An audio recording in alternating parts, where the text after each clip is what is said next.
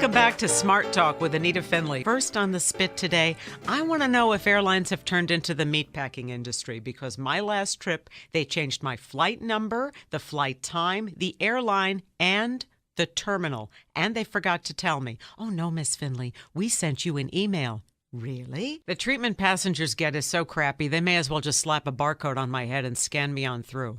But don't touch my junk. And I mean, I don't exactly look like somebody dangerous when I'm at the airport, but they always have to say, Miss Finlay, we need to put our hands on you. And I try to lift up my sweater, and one time I'm very open, so I almost lifted my sweater over their head, and they said, oh no, Miss Finlay, no, don't do that. So I guess they like to touch my junk. I don't understand it. This is the Jerry Doyle Show. I have to ask you, were you the young or the restless or both? Oh, honey, I'm both. Morning, noon, and night. I was the young and the useless, or the not so young, but the still sort of restless. I left my party. I left the Democratic Party in 2008 myself, because I thought this is the party of women's progress, and it wasn't about who won or lost for me, but it was about treating both candidates with equal respect, because this was as close to a tie as one could possibly imagine. And to constantly tout her as the loser, that was another fiction that was perpetrated on the American people. But so I guess, I left and you left, and what I left was I sensed that labels don't matter anymore. I cannot live in an environment that says, okay, Democrats good, Republicans evil, or vice versa.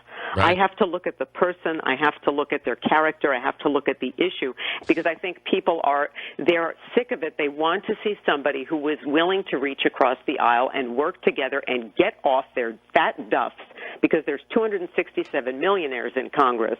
I am sick and tired of them living in a rarefied air and being so busy decrying the other side, and then probably when the cameras are not rolling, they're probably each having a drink together and clapping each other on the back and having a good laugh at the rest of us. I mean, I just believe this is so much kabuki theater, I can't tell you. Tell your husband I say this in all the kindest ways. I love you. This is great stuff, folks. There is hope for tomorrow. But if you notice in the convention, he's painted as the star, and then you had Bill Clinton get on and do this brilliant 40-minute speech, Sister Mary Ignatius explains it all for you, and basically explained the man's presidency. Right. The fact that didn't bug people, I was confused. I thought he did a brilliant job, and yes. Certainly if anybody got the president reelected, he did. I talk to the sidewalk. I mean, I find that what I like to do is anywhere I am, if I'm on the grocery line, I start a conversation with somebody, not to be annoying, of course, but, I like to reach out to people to share a laugh with somebody. I think that the more you raise the spirit, you raise your own and you raise that of the people around you. It just becomes a natural way of being, and it certainly helped me through a lot. Live from the nation's capital, America's Radio News Network. Anita Finlay joins us. Some who are just pointing fingers at Hillary Clinton saying, oh, she's just, faking it, Benghazi flu. She doesn't want to come and testify. But now we find out here she is with a blood clot now. That is serious. Well, it is serious, and you know what's really odd to me is just that some of the Hillary haters, I don't think that they'll ever let go, and she could, God forbid, self-immolate on national television, and that wouldn't be enough, and they'd say, well, she didn't do it right. Yeah, love her or hate her, she's kind of a larger-than-life figure, and you imagine that nothing would keep her down for very long. No, and you know what really frustrates me, Rachel, is people who are saying, she had the Benghazi flu and she didn't want to testify. This lady has more guts than any politician I've ever seen, no matter whether you agree with her politics or not. I am not my head. I am not the skin. I am not your expectations, no. With regard to empowering women, how will we know that we're there? Well, when you don't have violence, when an act of violence against a woman doesn't happen every couple of seconds, when Nicholas Kristof doesn't have to write an article for the New York Times, ironically entitled, Is Rape Serious? Because rape kits sit unchecked and unprocessed in crime labs for up to 5 to 10 years.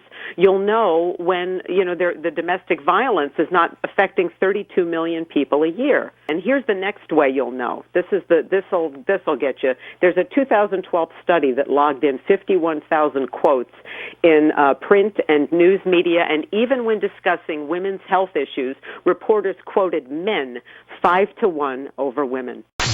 Broadcasting live from Universal City, California. I'd like to refer to her as old school classy. I hold in my hand here a thank you note that she sent for having her on the program. Anita Finlay, welcome back. Oh, Jerry, thank you so much. It's a pleasure to be with you again. Before we get into politics, this is so cool what you did. You got this like clothy kind of thing going with a stamp on there, and it's a handwritten note. Dear Jerry, in this world of texting and emailing, it's so impersonal. This to me is such a huge statement about who you are. To me, it's just old school classy. Oh, you are so sweet. You know something, to me, it's just trying to find a connection with people and fostering an intimacy. It's just even the art of conversation.